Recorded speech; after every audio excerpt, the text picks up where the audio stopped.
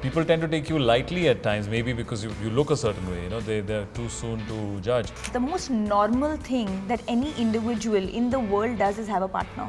They may or may not have a profession, but everybody has a partner at some point. All the Delhi makeup artists were giving us yeah. very random advice in our initial years of our careers.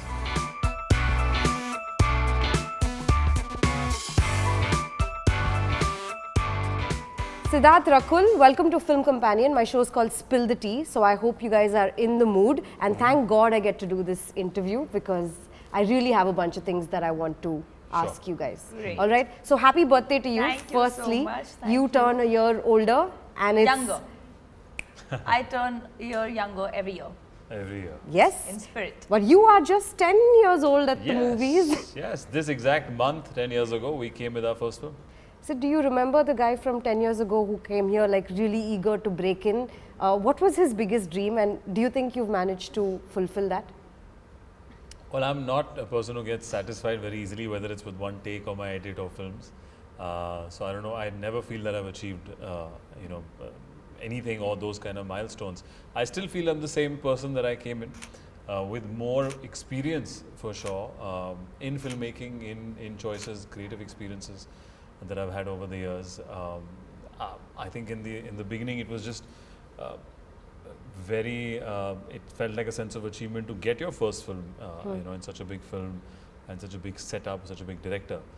And then the struggle began afterwards when you have to keep, when you have to reinvent yourself, make choices, say yes to a script or no to a script based on your instincts. And that's really subjective. No one can really tell you how to be successful in this business. So all you have is your own personal journey, your own personal choices, and some work, some don't. Yeah. So I feel it's an ongoing process. No actor, I think even an actor who's been working for 3 decades or 4 decades, the seniors that we speak to, ever feel that they've really, made it or they're it. I think the only way you can judge an actor's journey is when they're done acting, and I'm pretty far from that. So I'm right at the brink of it. No, absolutely. And because you guys are at the 10-year mark, you as well, a few years over that now, I'm curious to throw this at you and just ask you, tell me a piece of acting advice or gyan that actors get very often, especially when they're starting off, which now you can say is honestly bullshit. And you can say an this. Acting gyan that we get or we give? When you're starting off, the kind of gyan that you get from well-wishers. Gyan, yeah. I don't know. There was nobody to give me gyan because nobody around me actually knew what I was going to do. And I think, the people in the industry. Well-wishers hote hain na bahut sare.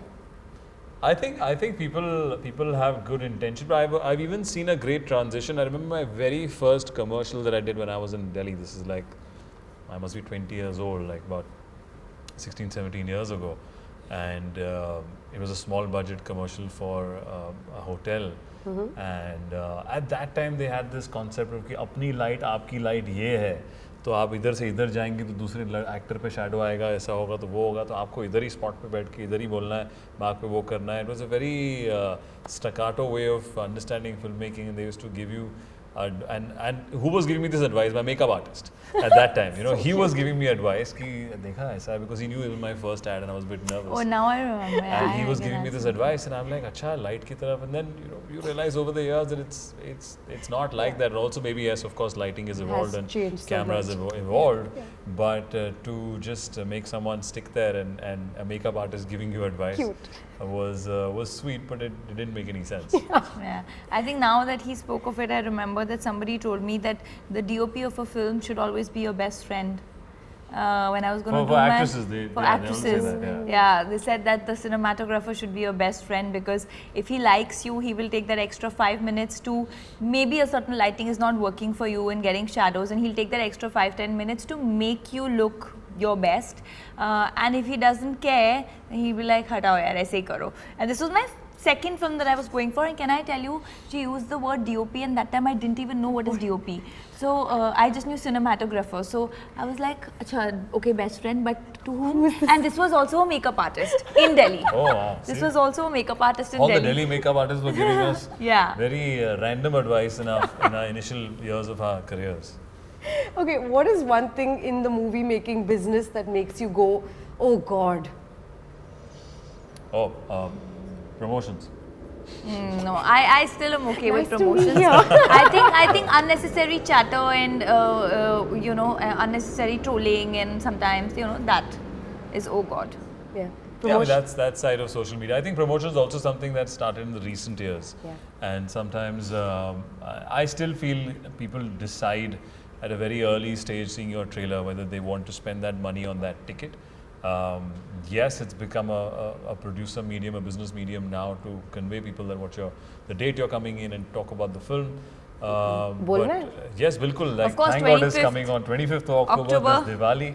So we have to keep plugging it in, and we want more people to come in and watch the film because, I think the only thing that has changed is the earlier days films had a longer span. They would run for Yeah. many weeks. Yeah. Golden And Jubilee. many months. There was only one form of entertainment which is on the big screen and that dark room which is the theatre. Now, especially post-pandemic, people have gotten used to all the urban crowd has gotten used to watching it in their own comfort and different televisions, and they have better technology. But I think the masses are still looking for that entertainment. So, as writers or as filmmakers or as actors, I think we have to keep that in mind. The trend keeps changing. But yeah, I think we're excited. Thank God is one such film that would visually also make you intrigued to come to the theatres. Yeah. But I heard you say in an interview that sometimes being so good looking can come in the way of getting meaty roles. Is this true? Does it happen? I think not about roles. Every role depends and has a particular requirement. But I think what I figured is when people tend to take you lightly at times, maybe because you look a certain way. They're too soon to judge. And I've always tried to break that with all my films. Be it playing a positive role, a grey How do you shade. break being this good looking? Well, see, firstly, I don't think it's a disadvantage at all. I feel it's always good to be easy on the eyes in the business of entertainment, and show business.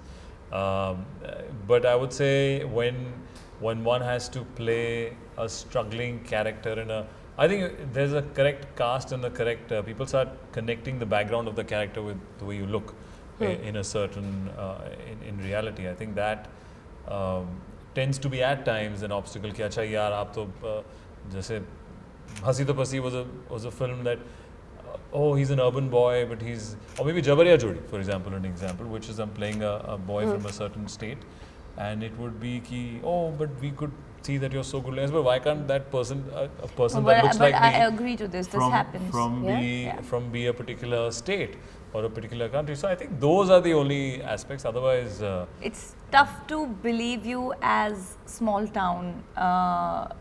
I'll give you an anecdote of that. When Dr. G was happening, and I'm supposed to be playing a small town doctor, Dr. Fatima, and before that people had seen me in De De Pyar De, which was glam, and I mean of course this one Marjava. So whatever, they were glamorous roles, and they had not seen my films in the South where I had played the girl next door roles, and that's the real me actually.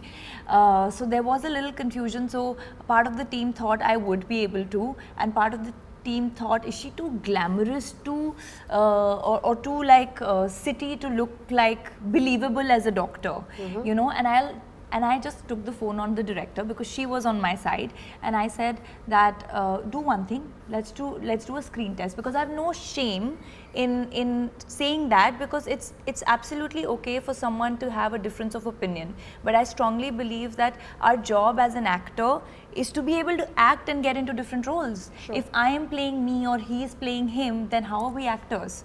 I should be able to play a girl who is from an absolute deserted village somewhere in the middle of nowhere, and I should be able to play a girl from LA.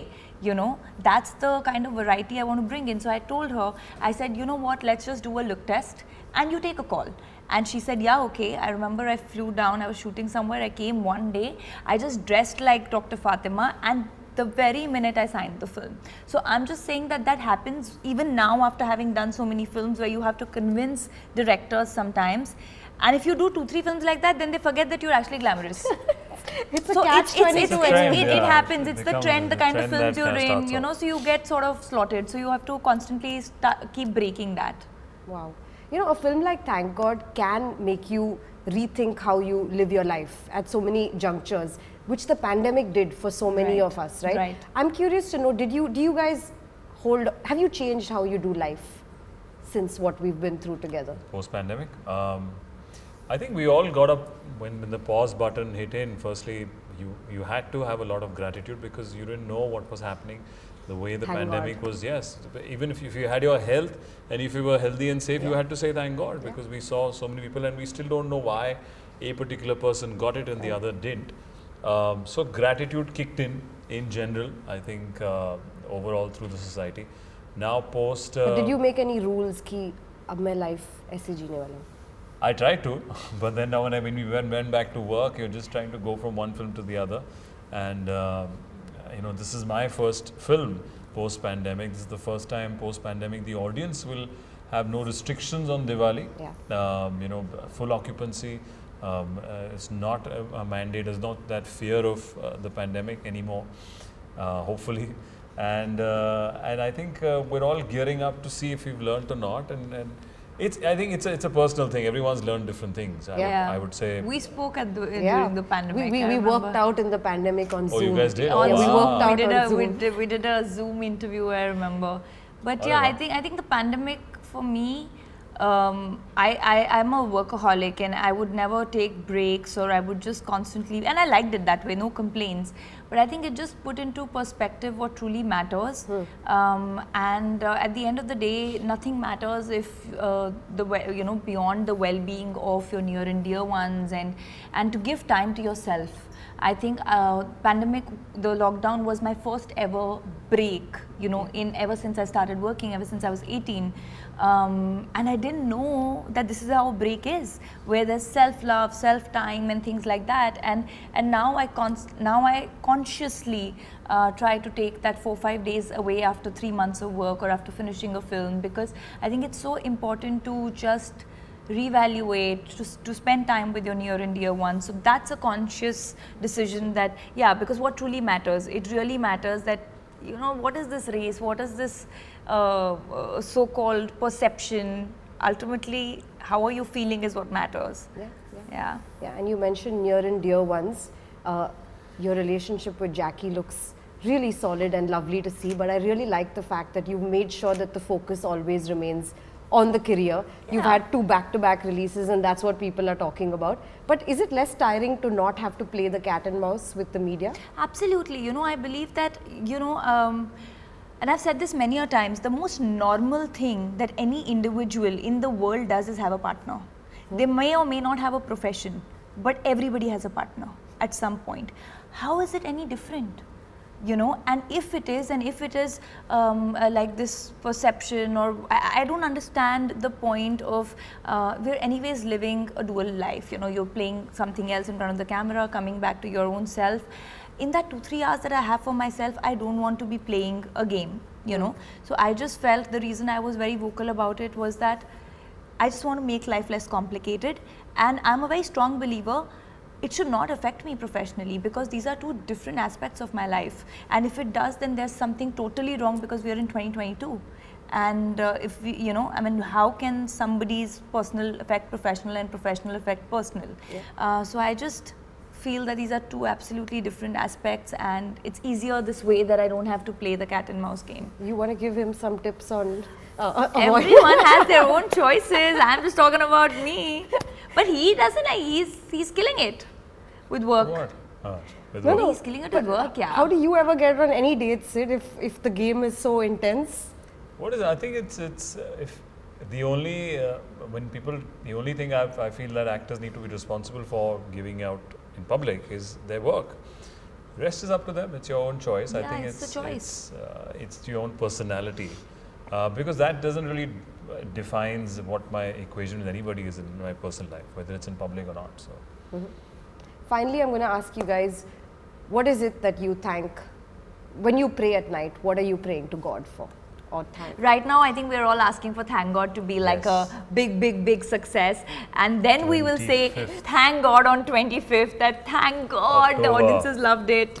Thank God we're getting so much I know, love. just like because we're creative beings and we put so much heart and blood and sweat into making this wonderful film, and the whole team has worked really hard. So you really, it all comes down to when the film releases. Nothing else matters. So right now, I think I'm only saying at night, wishing and thanking God and wishing for this release in this Diwali to be a happy one, a fulfilling one, and that people see the film with the intention that we made it in, and hopefully like it. I think this is one of the easiest film titles to plug, and you guys are really on a roll. Yeah, that's Thank God. This Diwali, 25th October. Thank God this is our title. Thank God, Thank God we Diwali. can plug it in. Yeah. Thank you guys. Thank Thank you. Hi, if you like Spill the Tea with Sneha, Then please subscribe to Film Companion.